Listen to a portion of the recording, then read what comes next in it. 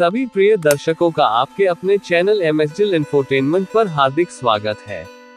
आज हम आपको गुरु नानक देव जी और भूमि डाकू साखी सुनाएंगे। गुरु नानक जब यात्रा कर रहे थे तो वे एक गांव में पहुंचे जहां एक डाकू रहता था। उस डाकू का नाम भूमि डाकू था। वह चोर था, इसलिए कोई उसे पसंद नहीं करता था। जब उसने गुरु नानक को देखा तो उसने आदरपूर्वक विनती की, गुरु जी, क्या आप मेरे घर आकर मेरा सम्मान करेंगे ताकि मैं आपकी सेवा कर सकूं। गुरु जी को चोर पर दया आ गई और उन्होंने कहा, ठीक है, लेकिन तुम्हारे घर आने से पहले तुम्हें मुझसे 4 वादे करने होंगे। पहला वादा है, तुम गरीबों से चोरी नहीं करोगे। उनके पास ज्यादा कुछ नहीं है, इसलिए यह उचित नहीं है। दूसरा वादा है कि अब से तुम्हें हमेशा सच बोलना होगा। तीसरा वादा है, अगर तुम किसी के घर जाकर उनके घर का खाना खाओगे तो तुम उनसे चोरी नहीं करोगे। चौथा वादा है, तुम कभी किसी और पर दोष नहीं डालोगे।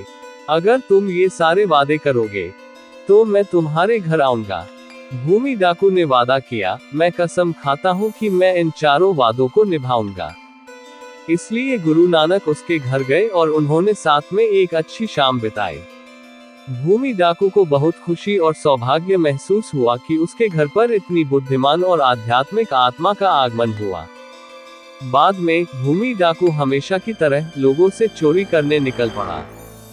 चूंकि वह गरीबों से चोरी नहीं कर सकता था, इसलिए उसने राजा के घर जाकर चोरी करने का फैसला किया। जब वह राजा के घर पहुंचा तो वहां अंगरक्षकों ने रास्ता रोक रखा था। जब वे नहीं देख रहे थे तो उसने चुपके से अंदर घुसने की कोशिश की, लेकिन एक अंगरक्षक ने उसे पकड़ लिया और कहा, तुम कौन हो और यहाँ क्यों आए हो। भूमि डाकू को सच बताने का अपना वादा याद आया, इसलिए उसने अंगरक्षक से कहा, अच्छा महोदय, मेरा नाम भूमि डाकू है और मैं यहाँ राजा से चोरी करने आया हूँ।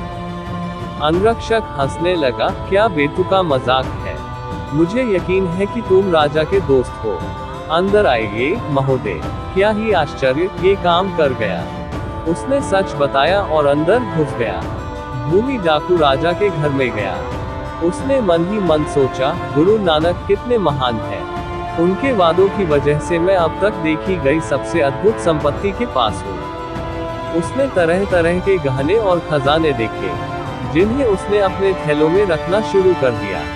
चोरी करते हुए उसे एक बहुत ही अच्छी खुशबू आ रही थी, बेसन का हलवा जैसी।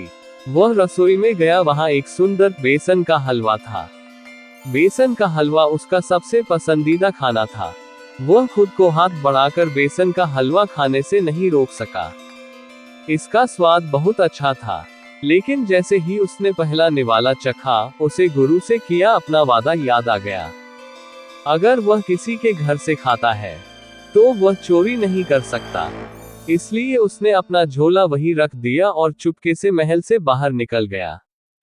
सुबह राजा ने देखा कि बेसन का हलवा का कुछ हिस्सा गायब है, और उसने खजाने का थैला जमीन पर पड़ा देखा। यहाँ कोई आया था, पता लगाओ कि वह कौन है और उसे मेरे पास ले आओ। राजा के आदमी शहर गए और लोगों से इसके बारे में पूछने लगे, लेकिन किसी को कुछ पता नहीं चला।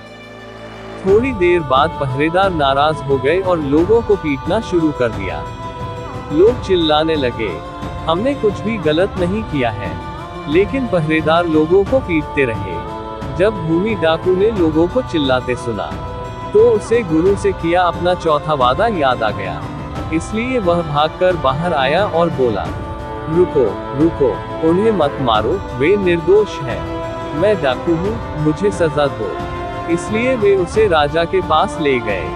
भूमि डाकू ने राजा को सारी बात समझा दी, लेकिन राजा उलझन में था और उसने पूछा, मैंने सुना है कि किसी को तुम पर शक नहीं था, तुमने कबूल क्यों किया। श्रीमान, मैंने गुरु से जो चौथा वादा किया था वह ये था कि मैं अपने कामों के लिए दूसरों को दोष नहीं दूंगा। ये लोग मेरे लिए दोष ले रहे थे, इसलिए मुझे अपना वादा निभाना पड़ा। राजा प्रभावित हुआ। आपके पास एक महान गुरु होना चाहिए, क्योंकि आपने उनसे किए गए ये सभी वादे पूरे किए हैं। मैं आपके गुरु से प्रभावित हूँ, मैं आपको दंडित नहीं करने वाला। आप जाने के लिए स्वतंत्र हैं। फिर भूमि डाकू ने राजा से पूछा, लेकिन उन बेचारे लोगों का क्या जिन्हें बिना किसी कारण के पीटा गया? उसने सबके सामने घोषणा की, मुझे नहीं पता कि गुरु नानक अब कहाँ हैं, लेकिन मैंने उनसे किए 4 वादे पूरे कर लिए हैं। अब मैं 5वां वादा करता हूँ, मैं फिर कभी चोरी नहीं करूँगा और गुरु की शिक्षाओं का पालन करूँगा। उसकी यह बात सुनकर लोग खुश हो गए।